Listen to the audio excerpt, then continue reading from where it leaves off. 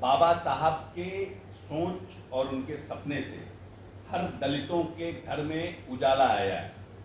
संविधान बनाने के पहले तो असमानता और छुआछूत इतनी ज़्यादा थी कि लोग उसकी परछाई से भी दलित के डरते थे।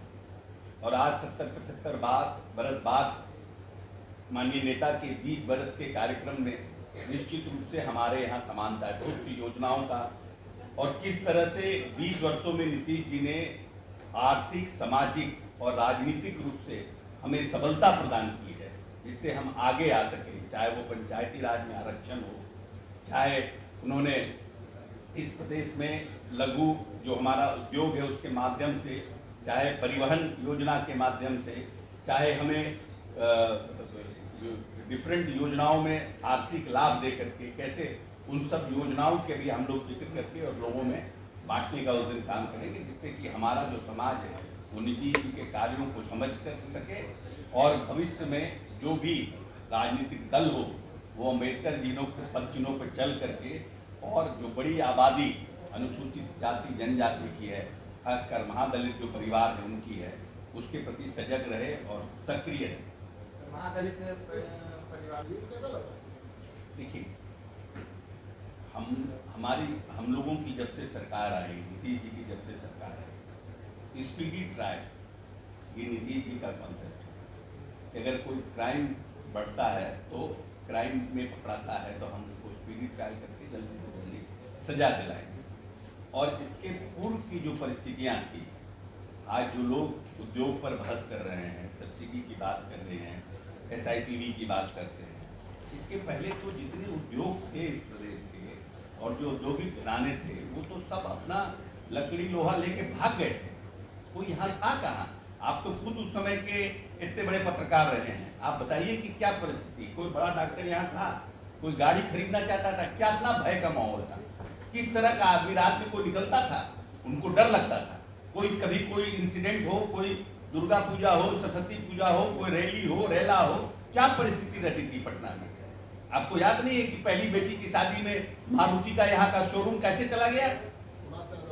क्या हम तो सबको पता है कि क्या परिस्थितियां थी उस समय की। हाँ, घटनाएं अभी हमारे यहाँ कुछ भी है, हम इसमें डिनाई नहीं कर सकते हैं, लेकिन क्या इन घटनाओं में राजनीतिक साजिश है?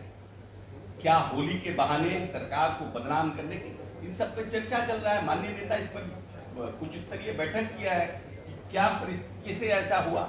आज तक कभी नहीं हुआ कि पुलिस के ऊपर किन लोगों ने इस तरह का कार्य घटना किया, लेकिन जहाँ घटना हुए कौन लोग हैं, किस समाज के हैं, किस समाज के हैं, तो ये सब चीजों को चिन्हित करके देखा जा रहा है और कार्रवाई होगी। हमारे यहाँ एक भी व्यक्ति हमारी पार्टी में ऐसा नहीं है जिसको अपराधियों को संरक्षण देने का आरोप हो। हमारे यहाँ अगर किसी को न कोई पहले की सरकार और अभी की सरकार में बहुत फर्क है। घटनाएं हुई है उस पर हम सचेत हैं, संवेदनशील हैं।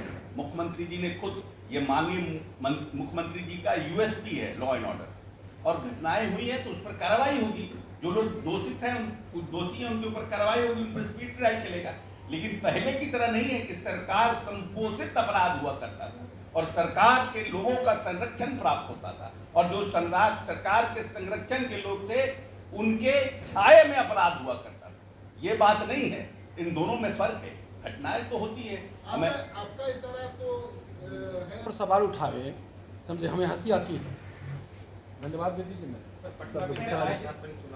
निर्णय के अनुसार 13 अप्रैल को बाबा साहब भीमराव अम्बेडकर की जयंती पार्टी पूरी धूमधाम से पटना में मनाने का काम करेगी।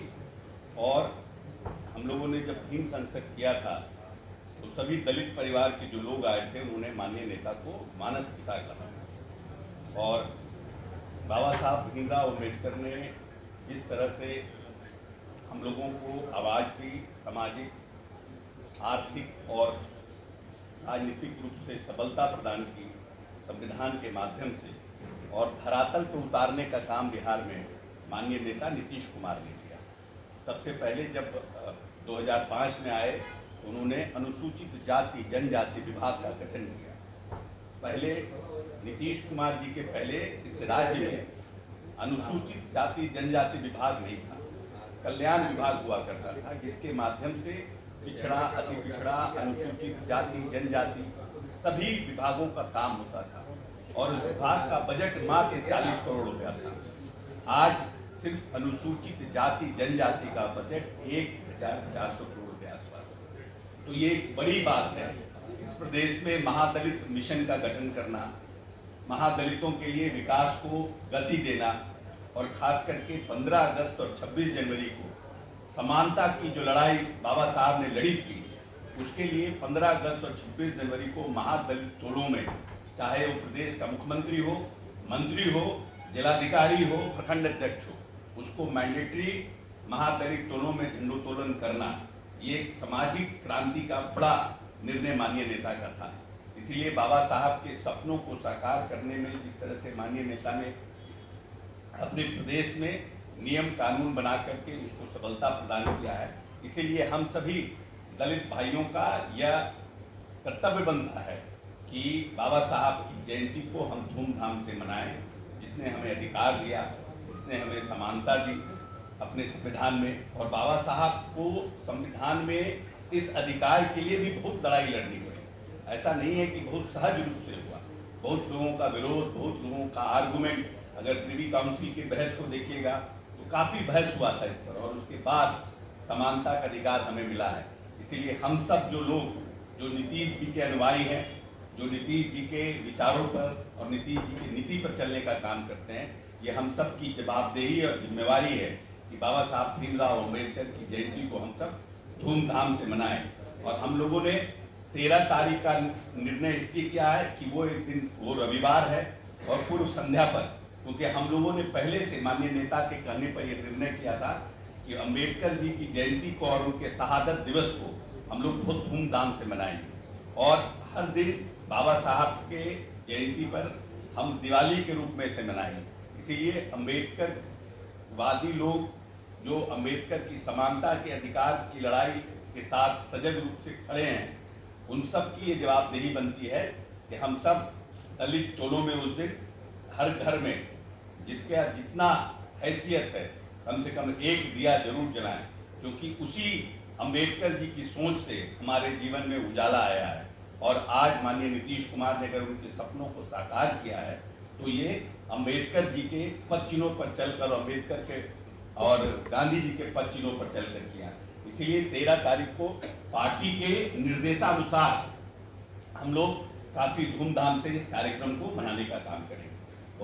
उपस्थित मीडिया की, print media, electronic media, social media, छायाकार साथी, सभी साथी, आप सबों का हार्दिक अभिनंदन, स्वागत करता हूं। जैसा कि आप सभी जानते हैं,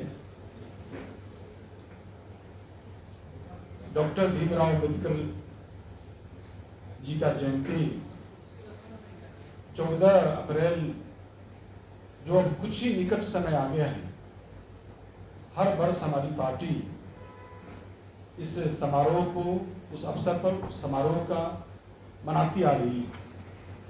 इस वर्ष भी हमारी पार्टी पूरे धूमधाम से इस कार्यक्रम को करेगी। इस कार्यक्रम का आयोजन बापू सभागार में किया जाएगा और उस अवसर पर बिहार के यशस्वी मुख्यमंत्री श्रद्धेय श्री नीतीश कुमार जी और बिहार के हमारे पार्टी के वरीय नेतागण उपस्थित होंगे और उसमें बिहार के सभी हिस्से से हमारे कार्यकर्ता शामिल होंगे। और इस कार्यक्रम जो, इसमें कहीं दो राय नहीं कि डॉक्टर भीमराव अम्बेडकर साहब का जो आदर्श है, विचार है, जो सपना था, उसको धरातल पर उतारने का काम हम सबों के नेता माननीय मुख्यमंत्री नीतीश कुमार जी ने जो किया, कि स्वतंत्र भारत के इतिहास में ऐसा कोई नेता और मुख्यमंत्री कोई अन्य राज्य का नहीं जितना काम हमारे नेता ने किया। सबसे निचले पायदान पर जो समाज, व्यक्ति, दलित, शोषित, वंचित, उपेक्षित, उनको भी विकास के मुख्यधारा से जोड़ने का काम हमारे नेता ने किया। भले ही आज महापुरुषों के नाम लेने वाले बहुत सारे राजनीतिक दल के लीडर मिल जाएंगे, लेकिन उसको व्यवहार में लाना, व्यवहारिक रूप में, और उसको उस पर अमल करना, उसको सरजमीन पर उतारना, इस सब की बस की बात नहीं। हमारे नेता ने जो किया है उसका जोर नहीं, और हमारी पार्टी और अति पिछड़ा हमारे अनुसूचित जाति प्रकोष्ठ ही नहीं, तमाम हमारी पार्टी इस कार्यक्रम को बेहतर ढंग से डॉक्टर भीमराव अंबेडकर जी के जयंती के अवसर पर एक दिन पूर्व 13 अप्रैल को बापू सभागार में भव्य कार्यक्रम आयोजन कर रही है, और उसको ऐतिहासिक बनाने के लिए सब लोग इसमें शिरकत करेंगे, भाग लेंगे।